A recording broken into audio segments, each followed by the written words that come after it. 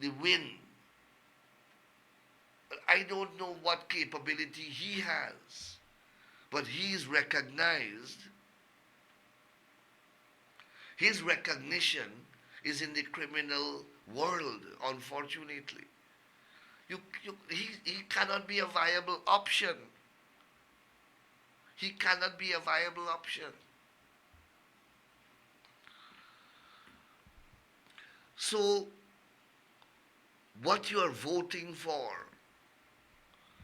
when you vote for the People's Progressive Party, is that you are voting for a government that respects the rule of law, a government that will comply with the Constitution, a government that if the court rules against it, it will criticize the court order, but it will comply with it and it will appeal.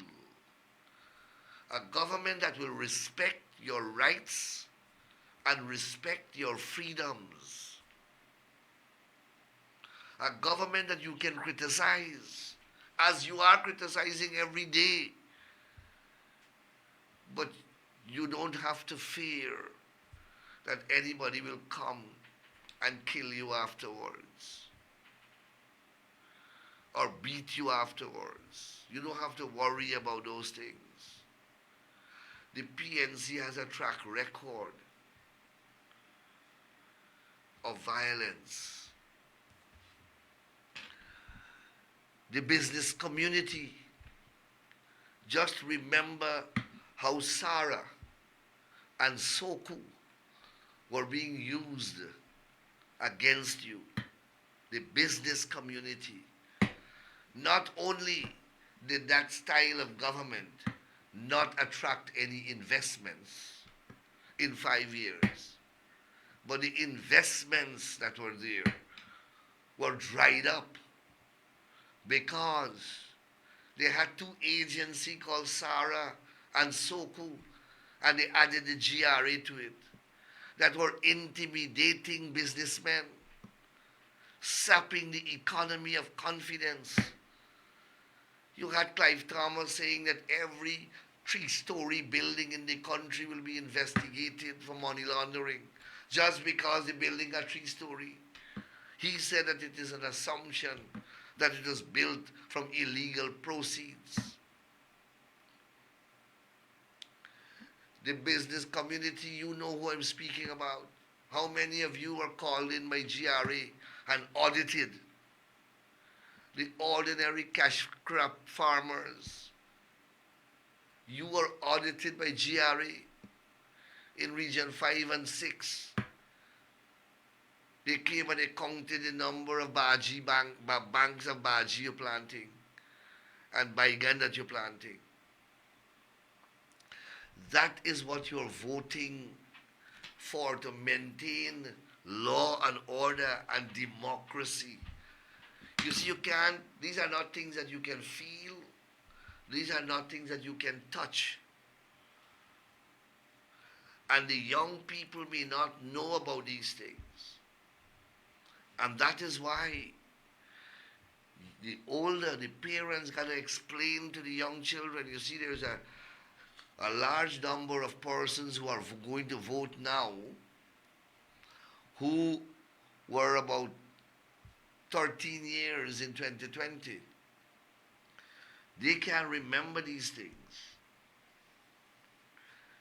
2015, they were even younger, 5, 6, 7 years. So they don't understand what they passed through. They're going to the polls for the first time, 100,000 of them. They don't understand the history of this country. They can be infatuated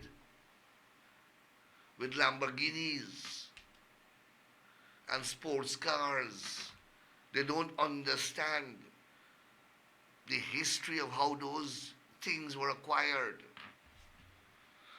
They don't understand that who's the PNC and what they did to the economy of this country. They are enjoying a lot of amenities, a lot of opportunities, a lot of privileges under this government, and they are taking those things for granted. Those things cannot be taken for granted. Those things come and are available because you have a government that is ensuring that it happens. And when you vote, that is what you are voting for.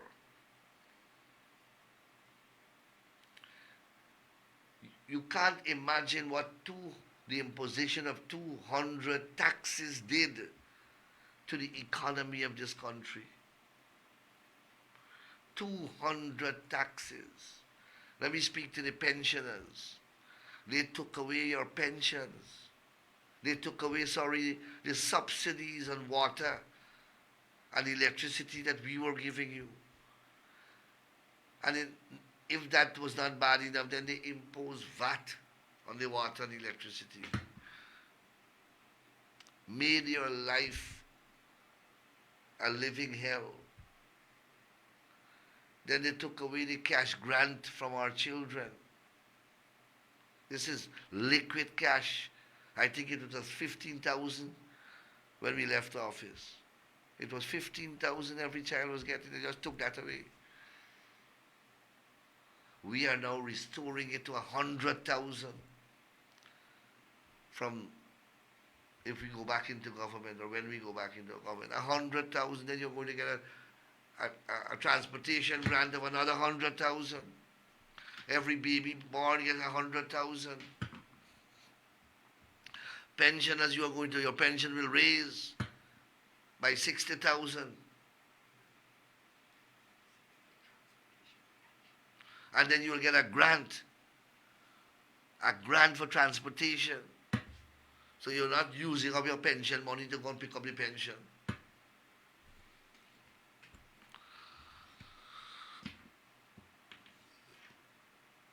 Sugar workers, we have put back over nearly 3,000 sugar workers back to the jobs.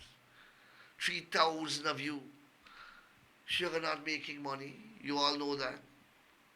But you're getting increase in your wages and salaries. We are sustaining the sugar industry. But you have a steady income. Just imagine where you would have been if we had continued and closed off all the sugar estates. Where you would have been. Rice farmers. Look at what they did to you. All of you who are renting state lands, they raised the rental to $15,000 rental and D&I charges, chasing thousands of you off the land. I remember Wakenham and Legwana stopped plant because they couldn't pay. MMA, half of the farmers did not go back to the land, they can't pay.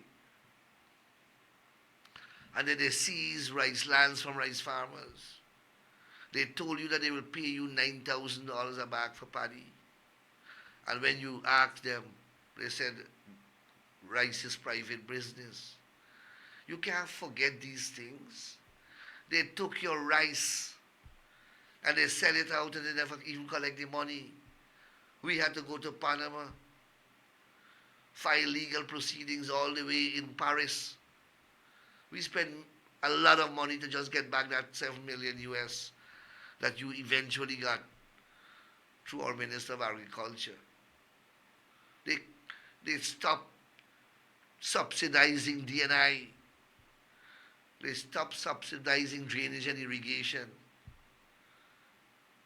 And you know, if the Drainage and Irrigation Authority doesn't drain the lands in Guyana, what will happen to your crops?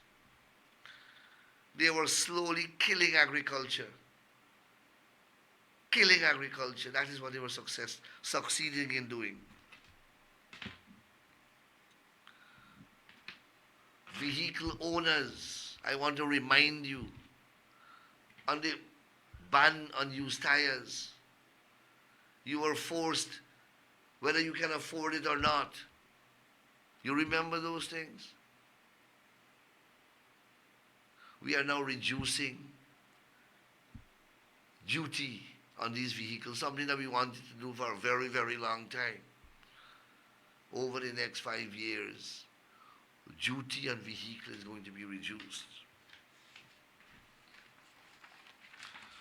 Families, look at the help that you are getting for your children.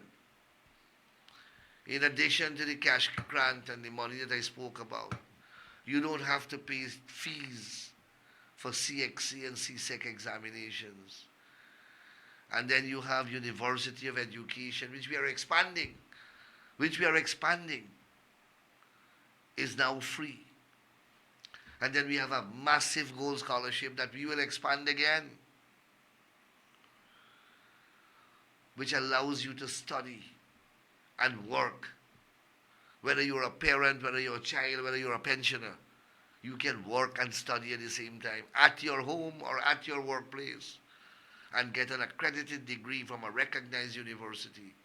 Where else in the world you have these kind of packages available? We are building a world-class oil and gas trading institute at Port Moran to train your children so that they can compete effectively in the oil and gas sector. We are building a world-class hospitality institute to train your children and you so that you can work in the hospitality sector. We have 10 first-class hotels that are under construction. They will need 2,000-3,000 people to work there. And we don't have the staff. These are new jobs. Thousands of new jobs that are going to be created. This is what you're voting for. This is what you're voting for. Religious organizations, you have heard the president say that you will play a more meaningful role in the governance structure of the country. You will be integrated into the governance structure of the country because you wield a tremendous amount of influence. So we have a role for the religious organizations, the business community.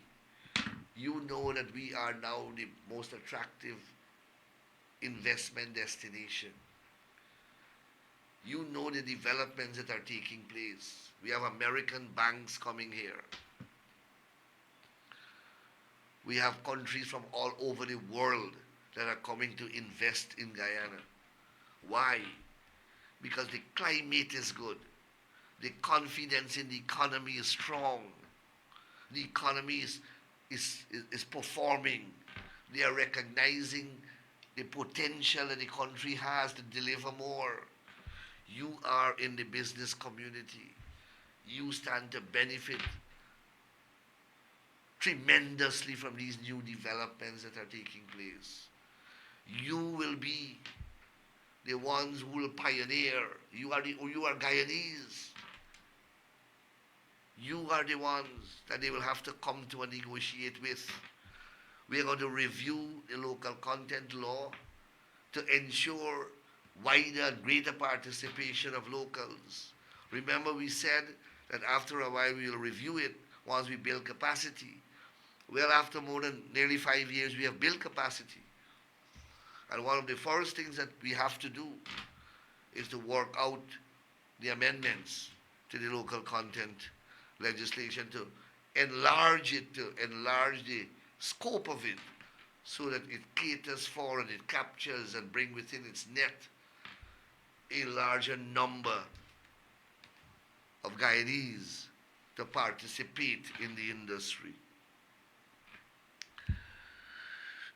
And we have so much other things planned in the sports and recreational center. There's going to be a hotel is being built in the vicinity of Ogle with an international indoor sporting facility, which includes cricketing, a cricket field, indoors. We are going to do back all the grounds. We have begun that process, put in lights, build tracks, build pavilions, build lavatory facility, fence it, so that in the communities you have clean recreation. We are going to work on Cleaning the communities, obviously we have to do that. Garbage disposal is a problem. We have a plan for all these things. And that is what you're voting for. That is what you're voting for.